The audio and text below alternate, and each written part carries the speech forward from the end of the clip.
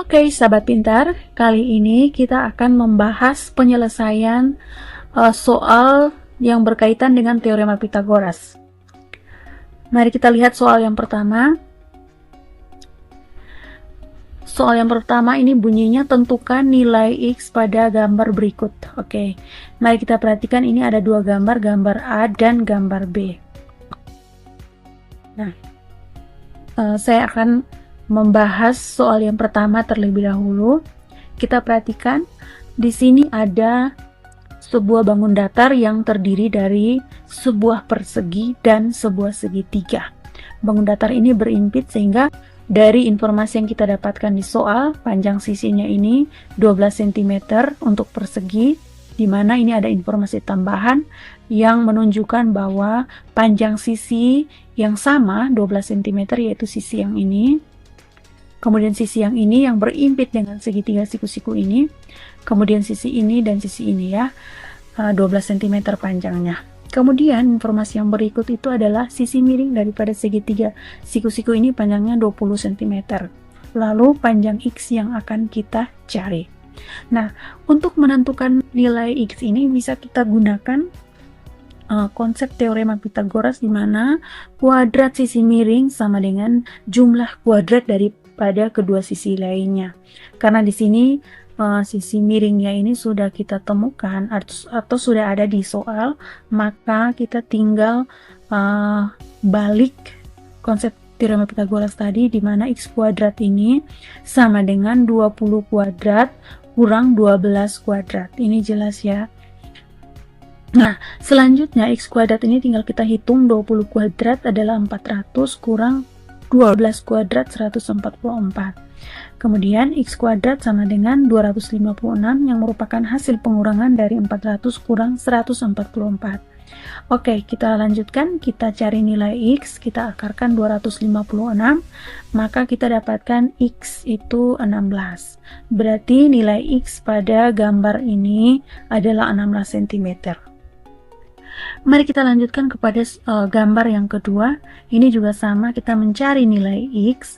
Namun di sini gambarnya berbeda, yaitu ada dua buah segitiga siku-siku yang saling berimpit, di mana segitiga yang kecil ini panjangnya, yang pertama sisi tegak ini 5 mm, kemudian sisi yang ini belum diketahui, dan 13 mm untuk sisi miringnya, sehingga kita bisa mencari nilai sisi tegak yang bagian ini.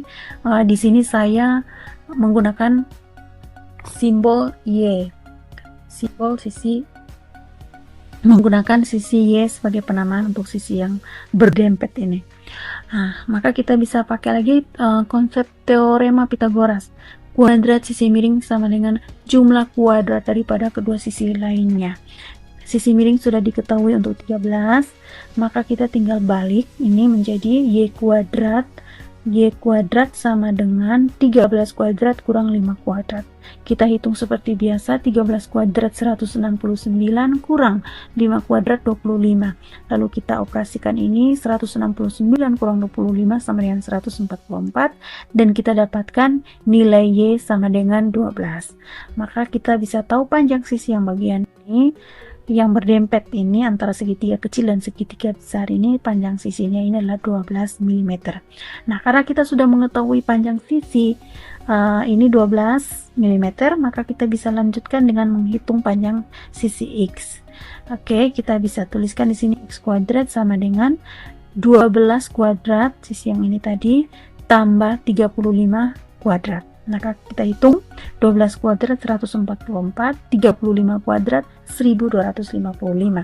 Selanjutnya kita jumlahkan 144 tambah 1225 didapat 1369, sehingga nilai X ini adalah akar dari 1369 didapat X sama dengan 37. Jadi panjang X pada gambar ini itu nilainya 37 mm. Oke, soal yang kedua, apakah suatu segitiga yang panjang ketiga sisinya berturut-turut 9 cm, 12 cm, dan 18 cm merupakan segitiga siku-siku? Jelaskan. Oke, untuk menyelesaikan soal seperti ini, kita tinggal mengingat lagi konsep teorema Pitagoras. Kuadrat sisi miring sama dengan jumlah kuadrat daripada kedua sisi lainnya. Artinya 9 cm, 12 cm, dan 18 cm ini ketika kita masukkan dalam aturan teorema Pitagoras tersebut, itu harus memenuhi. Kita tinggal cari ini apakah 18 cm.